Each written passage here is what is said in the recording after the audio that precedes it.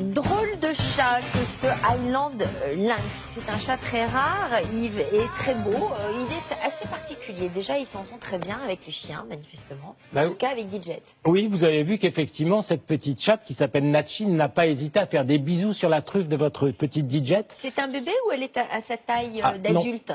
Nachi est une petite chatte qui a 5 mois. Donc elle est toute jeune, elle va grandir à peu près jusqu'à l'âge de 2-3 ans. Mais ce sont des chats extraordinaires car ils sont porteurs de 3 mutations génétiques simultanément. Les oreilles, les pattes et la queue. Alors, tout de suite, sans plus attendre, allons voir Anne avec sa chatte Highland Lynx.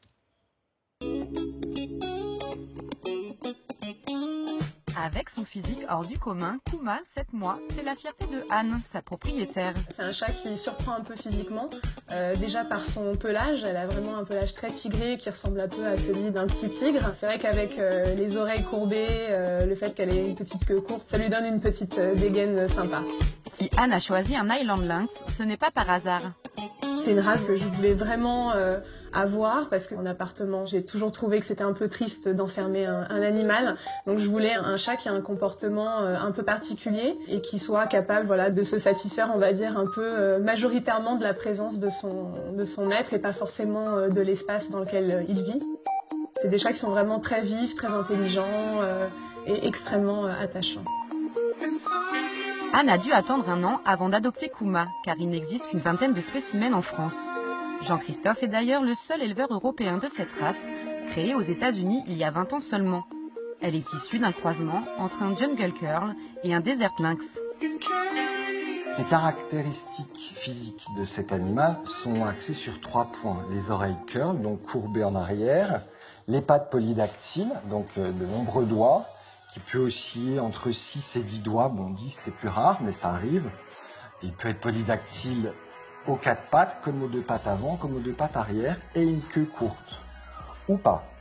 Donc c'est ce qui fait aussi tout le charme et l'intérêt de cette race, c'est qu'on a au sein d'une même portée une vraie diversité.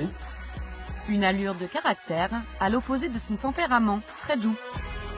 On les élève comme des chiens, on les dresse comme des chiens. Ce sont des chats qui sont extrêmement intelligents et attentifs à tout ce que leur dit leur maître.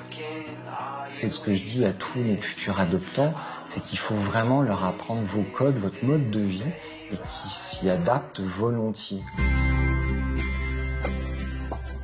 Ce chat, il enveloppe vraiment toutes les caractéristiques de ce qu'on peut aimer quand on aime les félins, évidemment.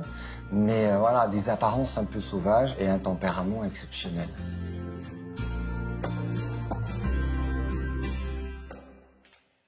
Alors Yves, dans une portée, il peut y avoir des chats très différents, pourtant de la même race. Oui, des chats très différents parce qu'effectivement, ces mutations génétiques apparaissent comme le hasard veut. C'est-à-dire qu'on a des chats qui naissent avec des queues courtes, des chats avec des queues longues, des chats avec des oreilles droites, des chats avec les oreilles recourbées comme celle-ci. C'est ça qui est extraordinaire. Alors, Jean-Christophe... C'est quoi? C'est des mutations génétiques alors? Oui, Jean-Christophe, vous êtes le seul et unique éleveur français de cette race-là, qui n'est même pas encore reconnu en France. Mais ça saurait tarder. On espère réellement que cette race va être reconnue parce qu'elle reste complètement atypique et originale et exceptionnelle par rapport au monde félin. Donc aujourd'hui, je suis le seul éleveur de cette race et c'est vraiment un animal qui a un comportement de chien, qui est très affectueux. Il s'entend bien avec les chiens d'ailleurs. Il s'entend très très bien avec votre chien et avec tous les autres chiens, même les très gros chiens. Vraiment. Donc ça c'est une bonne info. Si vous avez un chien et si vous avez envie d'avoir un chat, choisissez cette race. Tout à fait. Est-ce que la rareté fait qu'ils sont beaucoup plus chers à l'achat? Non, pas particulièrement. C'est une race de chat qui reste dans la gamme de prix des chats de race tels que les Maine Coon et autres. Donc par exemple, les 3 qui sont ici sur notre plateau sont issus de la même portée? Non. Ah non, non, non. Nous avons un adulte ici avec Nonem. Il a 6 mois. Il a 6 mois. Donc c'est encore un jeune garçon. Ouais. Il est color point. La couleur technique, c'est color point. D'accord. Il a combien de... Il en a 5. 5 doigts. Oui, exactement. 5 doigts aux pattes. Ensuite, le vôtre, Yves? Ah, le mien, il en a 5 aussi. C'est une petite femelle qui s'appelle Nachi. Et la vôtre? Et moi, le petit mâle Nixon, il en a 6. Alors, vous essayez de ressembler au chat que vous élevez, et donc vous, votre différence se porte sur les chaussettes. Regardez les chaussettes de monsieur. Donc, il y en a, hop, il y a le petit pied de poule, et l'autre côté, c'est le pied de poule on la voit pas l'autre. Voilà. Donc c'est ça, vous essayez de leur ressembler. C'est ça, l'élégance, comme les chats. Mais ce qui est plus important que l'élégance des chaussettes, Sophie, c'est de savoir que ces animaux qui ont des particularités génétiques ne sont pas affectés au niveau de leur santé par ces particularités génétiques. Ce ne sont pas des animaux qui sont plus malades que d'autres. Et c'est vrai que, comme on le disait tout à l'heure, comme ce sont des chats-chiens, eh bien, ce sont des chats pour les personnes qui ne connaissent pas les chats et qui pourraient en avoir peur. Eh bien, avec des chats de ce type-là, aucun risque, on est sûr de les aimer. Et les oreilles recourbées comme ça ne sont pas plus fragiles?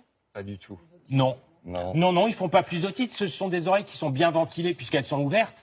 Vous savez, il y a des chats qui ont des oreilles un peu fermées. Ceux-ci ont un peu plus de problèmes. Ceux-là, non, pas du tout. On les nettoie comme toutes les oreilles de chat de temps en temps. On leur coupe les griffes comme tous les autres. C'est des chats normaux, mais originaux. Moi, j'ai eu une mutation génétique dans ma coiffure. Hein. C'était un peu salade frisée. Il manque les croutons. Moi aussi, j'ai muté. On peut faire les vieux croutons si vous voulez, Sophie. Vous faites les vieux croutons? Oui, si vous voulez. Bon, d'accord. Alexandre. Je sais que vous aviez eu une explosion de perruques, éventuellement. Mais non, pas du tout. Là,